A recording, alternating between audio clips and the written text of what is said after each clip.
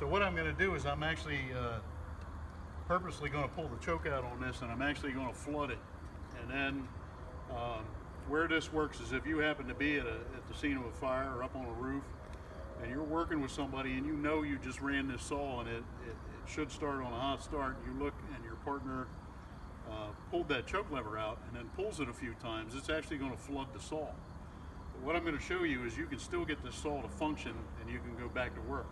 It's just going to require the assistance from Sandy here after I flood it. So what's going to happen is it's going to fire, and very possibly he doesn't hear that because of other noise going on, maybe another saw running. And if he continues to pull that, at that point now, I've got that saw flooded. I can already smell the gasoline. So at that point, Sandy here would come over and tell me, hey, you know, you're flooding that saw, push your choke lever back in, and then he's going to grab the throttle and hold the back end of the saw down. And we'll get this saw started and we'll go back to work.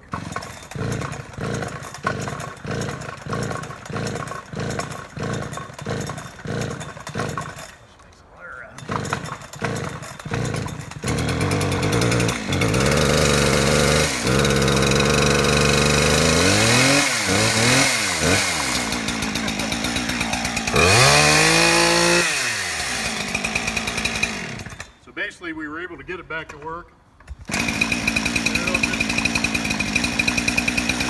Back to its normal function then from that point forward, because we cleared the excess fuel out of there and got it to fire. So if you can catch that at that point, get that choke lever pushed back in, get somebody to hold that throttle open to get maximum air into that cylinder, that will start, that saw will start.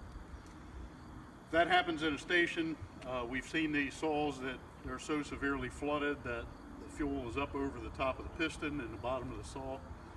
At that point, that particular method won't work there. But in the station, what you can do in that case is pull the carb cover off, take the spark plug out. Some people will turn that saw upside down on the bench, get somebody to basically hold the side of it for you to steady it. Will help let that fuel run out. And then we'll start pulling on the cord, and 25, 30, 40 times. If you're there by yourself, you can actually put it on the ground, pull the spark plug out, keep your face out of the way, and vent that fuel out of there. So 30, 40 times on there, dry the spark plug, put that spark plug back in, and then go to starting the saw. The saw will fire.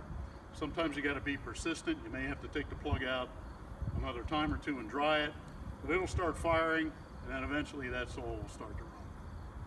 But you just have to clear all that excess fuel out of there and dry that spark plug.